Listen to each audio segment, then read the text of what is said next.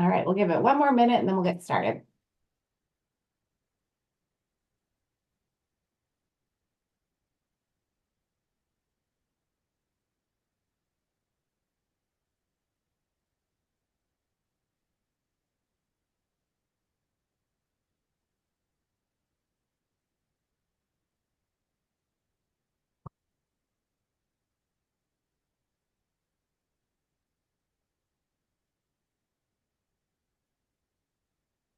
All right, welcome everyone. Welcome to Connect and Access, and we are thrilled to have you join us today in this collaborative space. And this is designed for educators and state system of support partners from across the state. And it's just a time for us to make connections, share valuable resources, and offer support towards improving our outcomes for our students across the state. So today in this space, we hope you find opportunity to exchange ideas, seek advice, and learn about the different experiences of all of us as educators. So we hope that you can find some new strategies to implement in your classroom or school, seek insights on those best practices, and connect with others who share your passion for education. So today we are super excited to have our guests from CalECSE here, the California Early Childhood Special Education Network. And so they are dedicated to improving outcomes for children and their families by addressing and eliminating barriers for successful transition, assessment, and access to programming for California's youngest children with disabilities. So we thank you for being part of Connect and Access, and we're going to introduce our guests. Hi, everyone. My name is Lori Balsano Wright, and I'm a coordinator for the Open Access Project. And Open Access is affiliated with the Placer County Office of Education and Placer County SELPA. I would like to welcome the other host on the call today, Shara Perry from the California Collaborative for Inclusive Pathways Project. Shara, you want to please take a moment to introduce yourself? Hello, everyone. So happy to be here and to be learning with you and providing support and resources to districts across the state. So good morning and Happy New Year. And then we also have on the call, like Leah mentioned earlier, we have Melanie Hertig, Carrie Rodriguez, and Laura Clark from CalECSE, again, which stands for the California Early Childhood Special Education Network. So if you want to go ahead and unmute and just quickly introduce yourselves, we are so glad to have you here today. I'm Melanie Hertig. I am the co-executive director for the CalECSE project. Most recently, before going to this project full-time, I was the special education SELPA director down in Southern California in Irvine with Irvine School District. And I'm really excited that I've been able to transition to supporting this work full-time. And so Carrie, would you like to share a little bit? Yeah, hi, I'm Carrie Rodriguez. I am now full-time with CalECSE as the program specialist for Northern California. I'm based in the Bay Area. Prior to that, I worked in special ed preschool and inclusive preschool settings for 15 years as a program specialist and a school psychologist. And I'm a mom of 2 children with autism. I call it autism plus because autism is never just autism. They come with a whole other host of things, and they're wonderful. And so I've been through the Part C to B transition as a mom. They're now 13 and 11, so it was a while ago, but I've been through it all. So it's nice to have both perspectives. Hi, everyone. I'm Laura Clark. I'm the newest member of the team. I just came on board November 1st, and it's awesome. I'm so excited. This is just a wonderful, wonderful place to be. I come from 30 years of experience in Azusa Unified School District, where I served in many different capacities, including teacher, coordinator, director of special ed, and elementary school principal, worked in community schools. I've done a lot over there. So it's really exciting for me to get a new shot in the arm and jump in. But when I was in Azusa, I was also in charge of preschools and was the principal of a preschool school. Upstairs. So thank you. Glad to be here. Sorry, I thought someone was asking a question. Sorry. No, you're We're fine. good. Well, thank you again for being here today. It's an absolute pleasure. And I'm going to hand it over to Leah to continue on.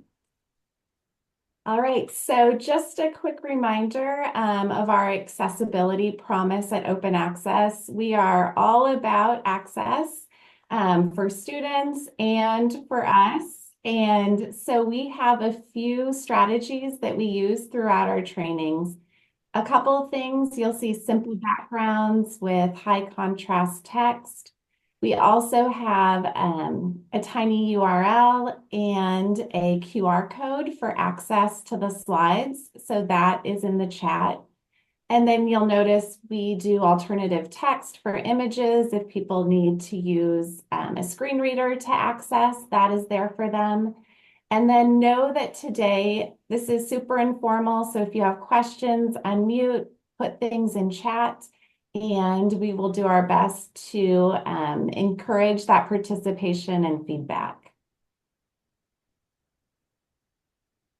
And then just a quick overview of Open Access. We are a special education resource lead, and we have the foundational belief that with access to quality curriculum and instruction, all students can engage, actively participate, and learn within inclusive settings.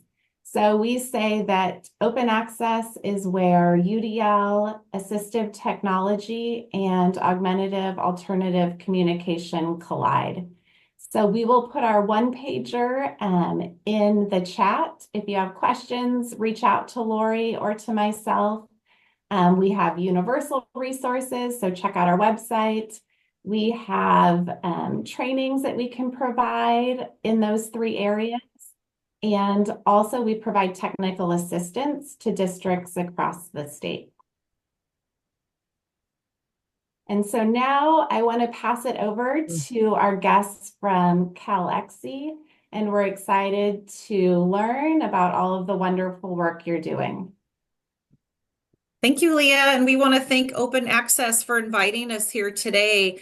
As you hear about our project, even though this group is small, really the intention of this project is to get the information out and connect and connect and connect. And it always kind of reminds me of, for those of you that are a little bit older and maybe there's maybe not a lot on this Zoom, but you know, I grew up in the 70s pretty much, and there used to be the shampoo commercial, and it was like, you know, tell someone, tell someone, tell someone, you know, and how it expanded their advertising. So I kind of think of that's really the intention of CalECSE being a newer technical assistance project. We're into our third full-time year this year. And just the more, even though this group is small today, if you're able to think of somebody, a colleague that maybe would benefit from being connected to CalECSE, you're going to hear about all the things we do and, you know, the way to find us and get some support. So please, I encourage you to share our information with others that may not be familiar.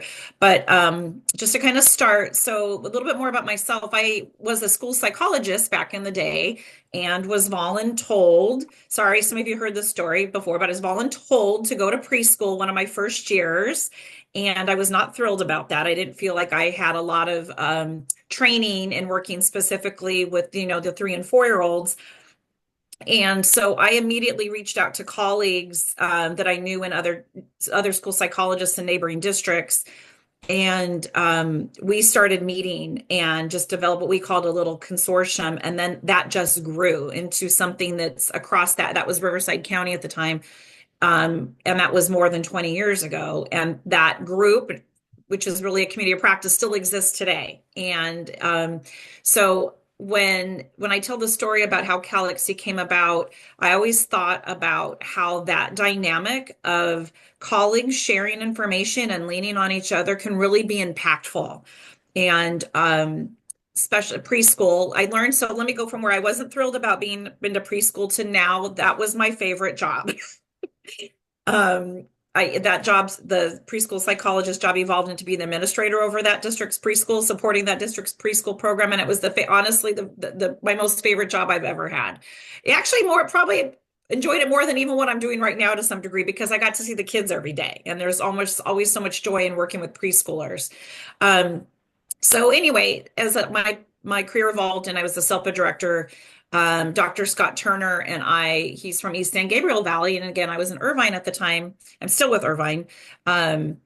We connected as he was a preschool teacher, and we were part of the early childhood committee for state SELPA.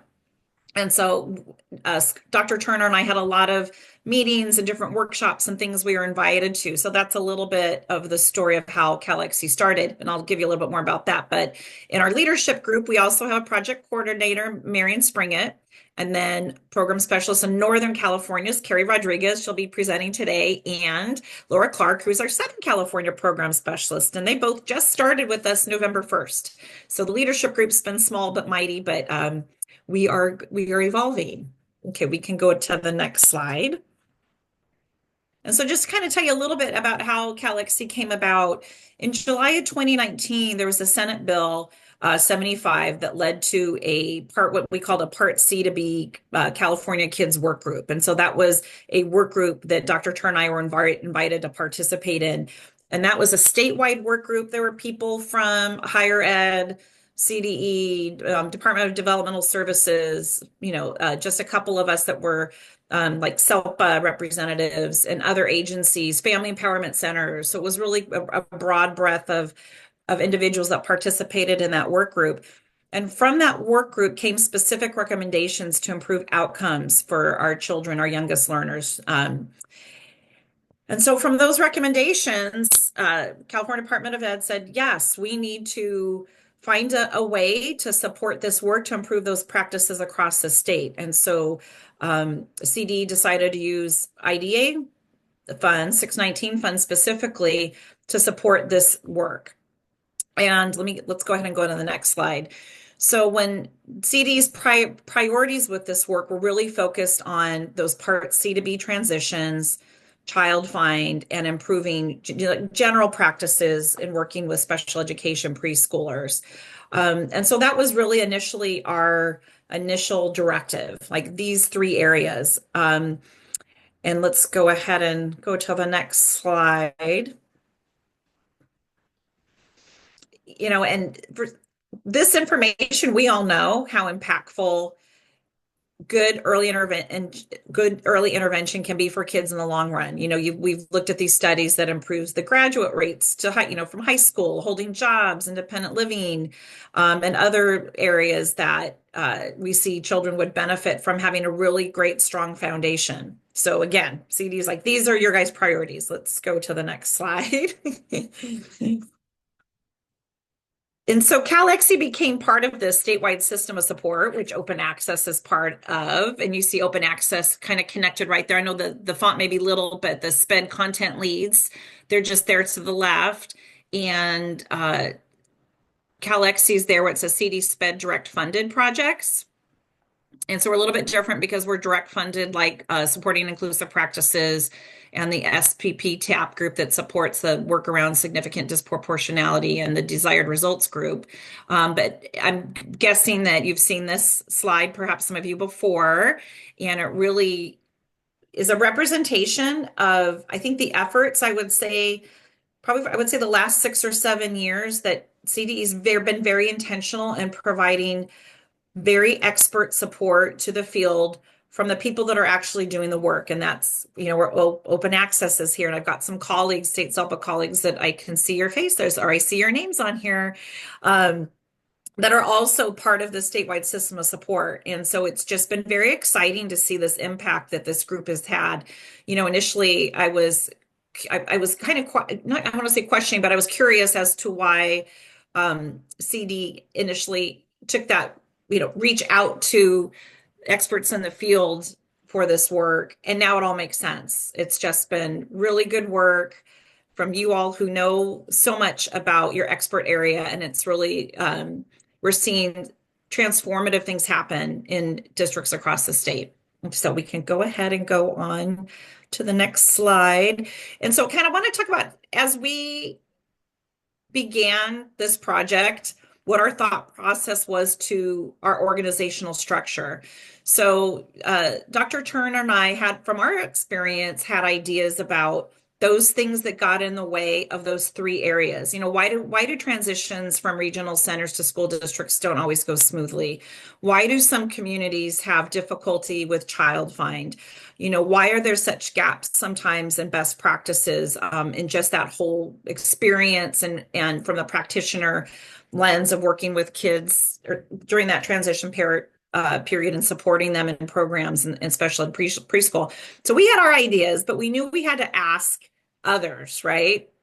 And so we pushed out a survey across the state. It went to county offices of ed, went to SELPA people, went to district leadership, went to regional center staff, went to family empowerment centers, who then passed the questionnaire on to their parents in their community.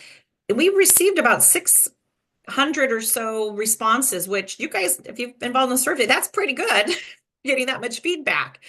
And so what Dr. Turner and I did was organize all of that feedback into categories. When we identified these are the barriers to those three areas. And so they all fell in these buckets. We found 7 buckets. The first is that interagency collaboration. You know, sometimes the handoff between regional center and the school districts doesn't always go as smoothly as it could. And it's not either, we don't want to take that position. It's not either one's fault, but what can we do to work better together? And so for each of these exemplar areas, we reached out, pushed out to the field those people that might be interested in being that exemplar in that area. And so our interagency exemplar, Heather, is on this call down in San Diego. Hi, Heather. Yeah, Heather wears many hats, and this is one of the hats that she wears, is supporting this interagency collaboration. Regional Center in San Diego and their local districts have a really great relationship and a very positive system for working together. So the next bucket was assessment practices. We know sometimes just the experience of a school psychologist, assessment tools that school psychs use can be a barrier sometimes to parents feeling comfortable, and that transition doesn't always go as smoothly as it could. And then we have our assessment team leadership. Even as a program administrator overseeing preschool, we know that not everybody comes to that position with the experience of being in a preschool program. You may have people that were a general education principal at some point, and then they're asked to support the preschool program. And that is such a learning curve for individuals, or even people in special education who haven't worked with preschoolers. Sometimes, like I experienced, I was cautious about, whether I felt confident in my knowledge to support the program. And so we have our assessment team leadership exemplar, child find. Again, in larger communities, we tend to not feel we always have kids coming to us, but in some of our more rural parts of the state, districts are finding that they were not reaching kids. Families were not aware. They were not getting doctor referrals, all those things. Regional center wasn't receiving those referrals in certain places across the state. So work around that was needed. Parent outreach and support. Again, we probably all have experienced times where transitions from, say, regional center early start services didn't go as smoothly as we would have liked. And so we knew we had to work with those family empowerment, family resource centers, who are the individuals really support parents or have the opportunity to support parents. And we wanted them to be part of this work as well. Data governance is another one of our buckets. As I shared, that's another area actually Heather helps us with. So I said she wears many hats.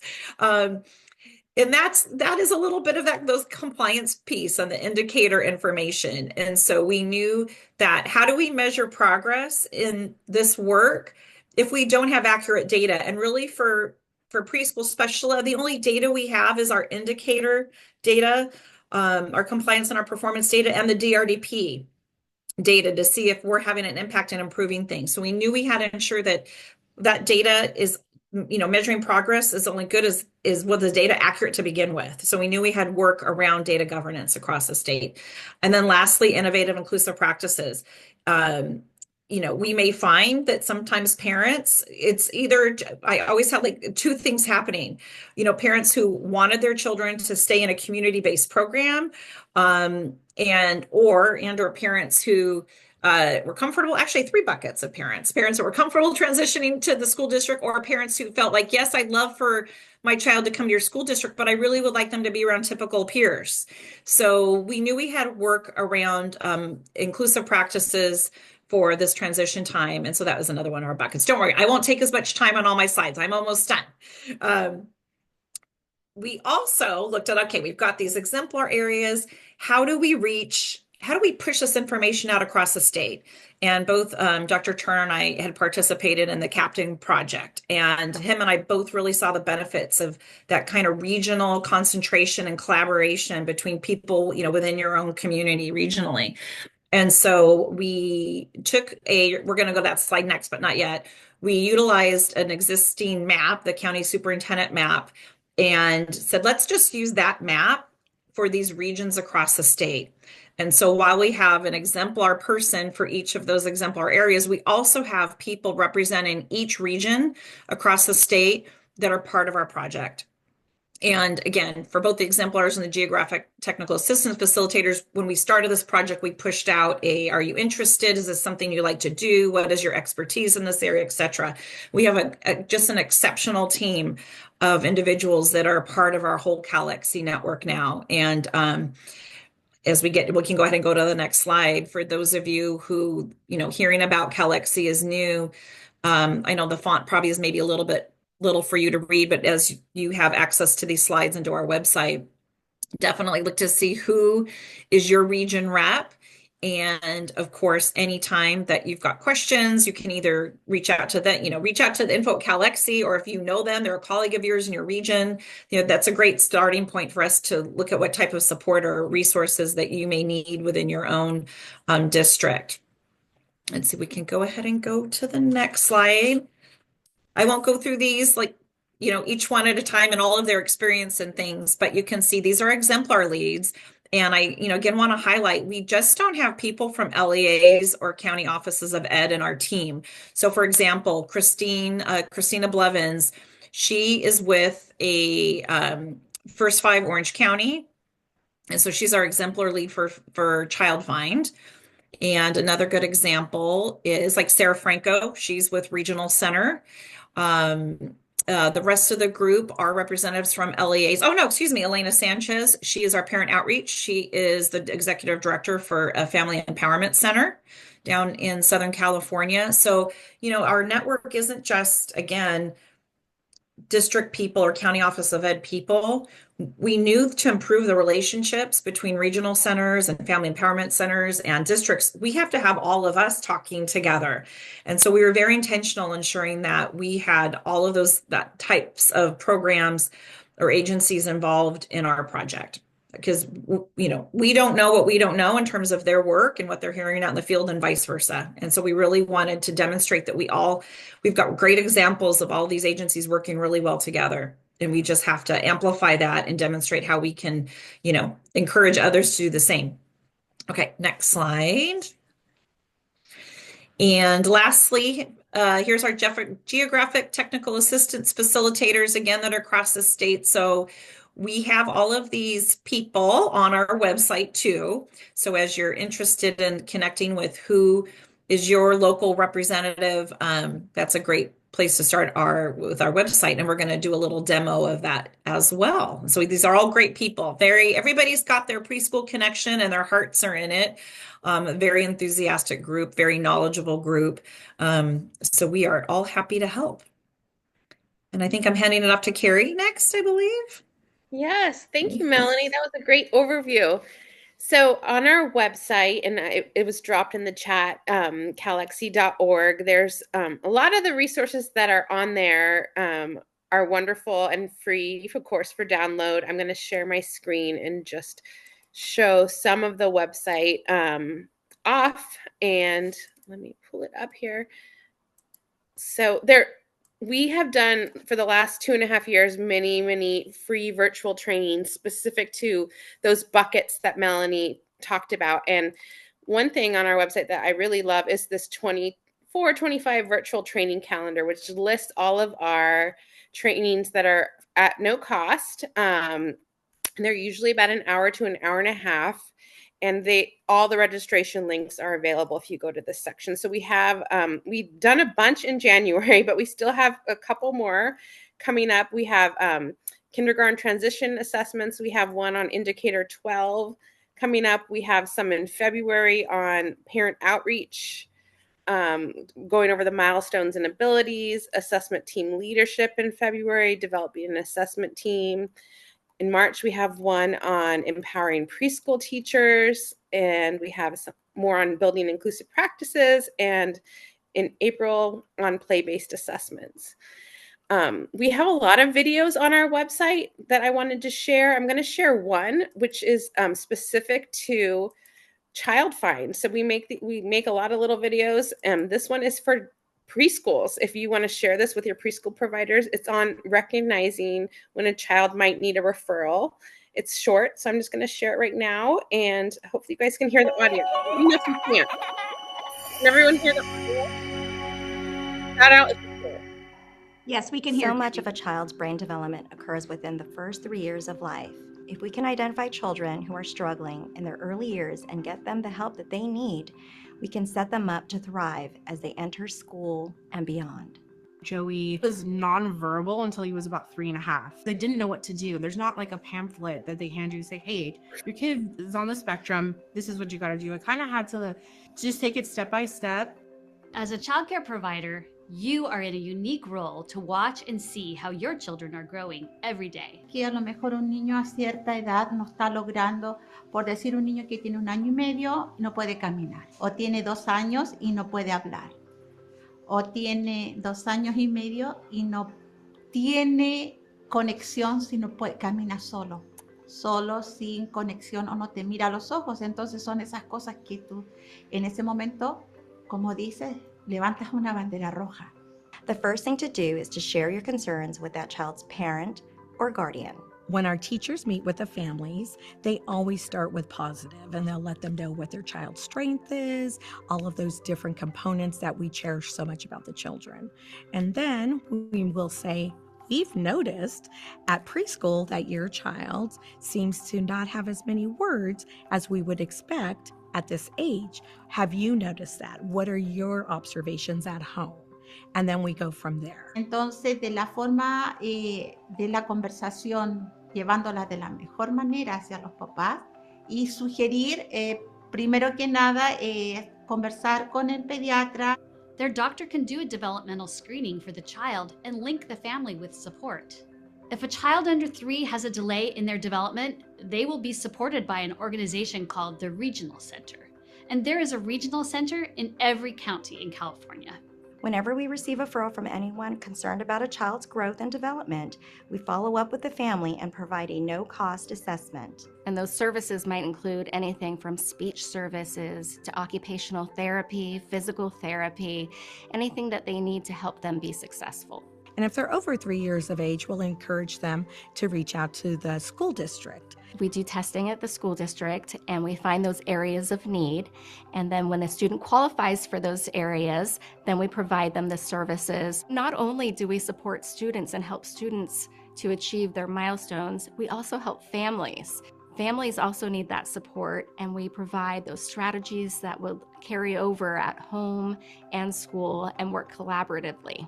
I am very grateful that we had the opportunity to have Joey assessed and diagnosed, and having that opportunity allowed Joey to receive the services he so desperately needed to be a successful child and hopefully a successful adult. We can make a big difference for many children when we get them help they need right away. Don't wait. Acting early can make a real difference for a child.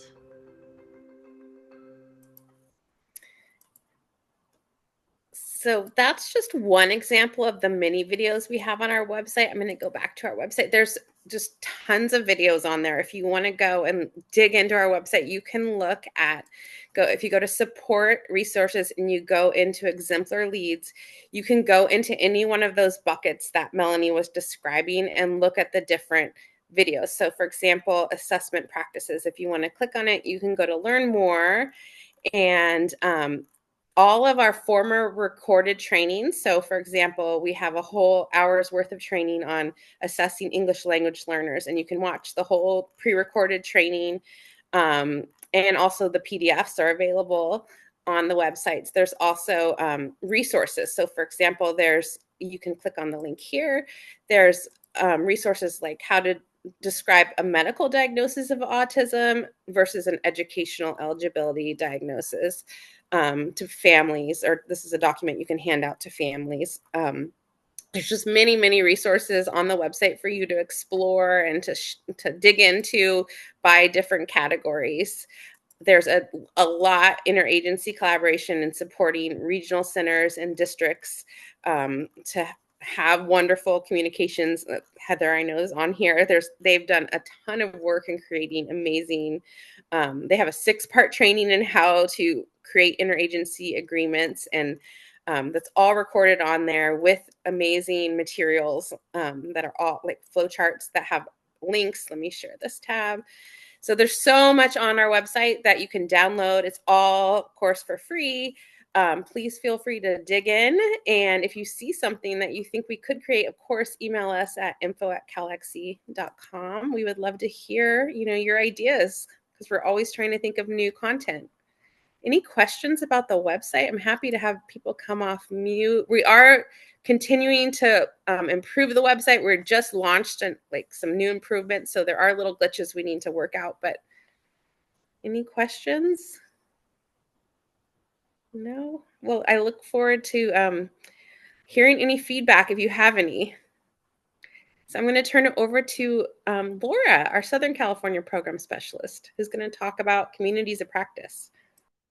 Everybody, thank you so much, Carrie. That was really informative. Lori, would you mind putting it back on our slideshow? If you're the one who's doing that. Oh, Leah, sorry. Thank you. Okay, if you can go to the next slide, please. Yeah. Thank you so much. Okay, as our newest person on board, I am excited to share our newest project, and that is establishing communities of practice. So the purpose of communities of practice is to support our local districts and our school site practitioners. So we really want to provide forums, and we have already gotten started, and I'll share about that in a minute, but we really want school-based practitioners to be able to connect, as Melanie shared, problem solve, share best practices, learn from one another, get them in the same room. We've already had a couple of our own kind of brand new ones, and we notice a lot of new practitioners are joining us because they have a lot of questions and needs and concerns. So bringing the wealth of information from our veterans down to those that are brand new, also across areas, across regions, to really cross-pollinate and get those really great strategies going. We are hosting those. So CalECSE staff and local leaders are hosting those to provide information, updates, facilitate the meetings, and even bring in expert speakers on topics of interest. We really are focused on meeting the needs of that particular region and that particular area. So we're very flexible about the length of time, whether they're in person or virtual. I mean, they're mostly virtual at this point because the areas are so huge. But we have some really unique situations, some very, very rural districts where there are very few practitioners. And then those that are, jam-packed in the city. And so we're really flexible about, even if we need to cross regions, if it makes more sense that, some rural areas might want to join together because they have similar issues that they are dealing with. But also invite those from a larger area so that they can still get great ideas from other places and not just kind of get stuck in their ruts. I know in my many different positions, as kind of Melanie again mentioned earlier, you really need to hear how other people are doing it. And you have so many questions, and sometimes within your own LEA, you can't get the answers because this is the way we've always done it. And we're not used to kind of other creative outside the box ideas. And so this is really, really exciting, and I'm super happy to be part of this. And I think the flexibility is really appealing not only to those in our regions, but also to us because it's just so fresh and new, and we can really make this work. We're not under too many constraints where it's going to be a barrier. It's really, what these areas need. And the buckets that Melanie mentioned are buckets that we discuss, but we can also discuss other things. If there are things on their mind or on the forefront that come up, that's a great way for us to have our ear to the ground to find out what's going on out there and what the current needs are. But also it gets people excited about connecting because this is a process that's ever changing. It's flexible. So we're very excited about it. Like I said, we've just gotten started. And so these are rolling out through the regions as we go. And we're really excited about it. So if you're interested in part of our issue right now is making sure that people know about them. That's an issue, building up our listserv and building up our, getting those feelers out there and getting that information out there. So if you just would be a partner with us and help spreading the word, that would be great. If you would like to join our listserv and find out about these that are happening, please email us at info@CalECSE. If you would like to be an expert speaker, if one of our statewide systems of support want to share and be a featured, like if Open Access wants to come and share, hey, these are the resources we have on our website, we would love to have you come and share because it's all about cross-pollinating those best practices. And so we want to help you advertise so we could scratch each other's backs a little bit and also bring great things to our people. So please email us if you have any interest in that, info@CalECSE, and any one of us will get back to you. So Leah, if you could change the slide. And thank you. I know we've already shared this slide, but just to kind of reiterate, these are the areas that we're broken up into. However, like I said, Mono and Inyo are very, very, very sparsely populated areas. And so for them to have a meaningful community of practice, they need others to collaborate with. And so we're actually looking at crossing over from region 10 to region 7 across the Sierras and have them cross-pollinate with those over there. So even though we have these regions, we're not tied to them 100%. We can kind of move around and make it work for our people. So thank you so much. I think that's my last slide. Oh, no, it's not my last slide. Okay. So here you go. Not only can you email us at info@CalECSE, but you can also fill out our survey. And that's helpful for us too, so that we can see if there are other topics or needs out there that we're not quite aware of. So you can sign up for them. You could email us. You could complete our survey. We would love to have you partner with us on this.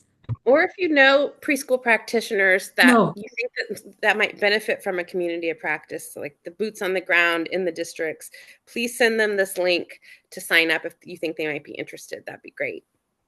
Amen, Carrie. Absolutely. And like for Open Access, we also serve, assistive technology staff and VI teachers, and so we are not locked into just preschool classroom teachers. This is for school psychologists. This is for everybody. So thank you, Carrie, for mentioning that. Yeah, that would be awesome.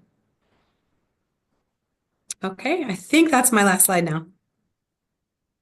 Yes. Thank you. Oh yeah, then we have our promotion for our next event. So this October 2025, we'll have our third conference/symposium down in San Diego. Our intention is the following year to have it in Northern California, most likely the Bay Area. And so we'll start having it alternate so that people in Northern California can access it a little bit easier, and in Southern California, it's a 2-day symposium. We have really primarily our sessions are focused, in those areas, different strands related to those areas. And it's been well attended. We've got, experts in the field that are presenting the information, not only other technical assistance providers like Open Access, who's been really great supporting sessions at our conference, some higher ed individual as well, and other experts who have been able to support the information that we're able to provide, the sessions that we're able to provide there. So, pass that on. We'll probably be opening up registration springtime this year for October. And it fills up fast. So it does fill up fast, yes. I just put a note, proposals will be due July 1st this year, because I know a lot of you guys do proposals. And then these are our social media handles. So if you're not I know we all follow each other. I'm seeing a lot of familiar faces, but if you aren't following us, please do so. And I enjoy following all of you on social media. Open Access does wonderful things, and I see some high quality IEP people here, and others. I'm looking around at everyone's faces, but I think we're open for questions now. If anyone has any questions. And maybe you don't because you've heard our talk before.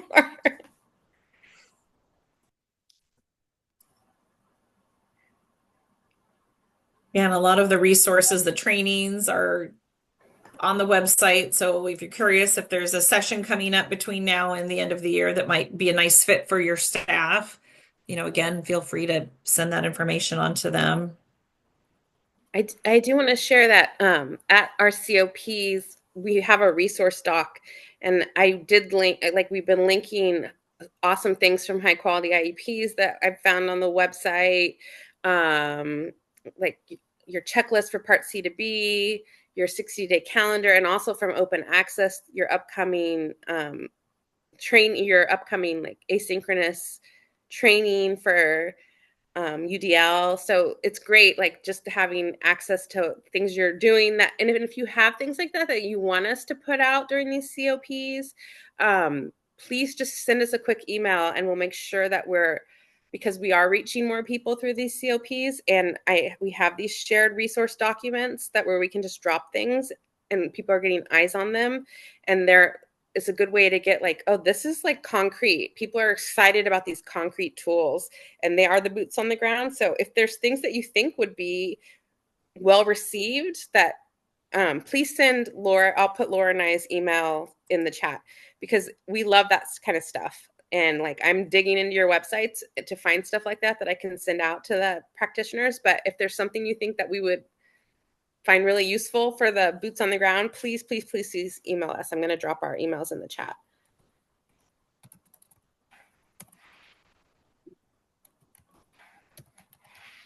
All right, any other questions? Well, we just want to say thank you so much for sharing your information and your resources. And we will be sharing out the recording for people who weren't able to make it today. Here's our contact information. Feel free to reach out to us with any questions. And our next, I don't know if we have the date for our next Connect and Access, but it will be in February. February 27th, and Supporting Inclusive Practices will be on the call with us. And then if you're not following us on social media, please do so. And we look forward to seeing all of you in February or sooner. So thank you for coming. Thank you. Everyone. Thank you, everyone. Thank you, CalECSE Group.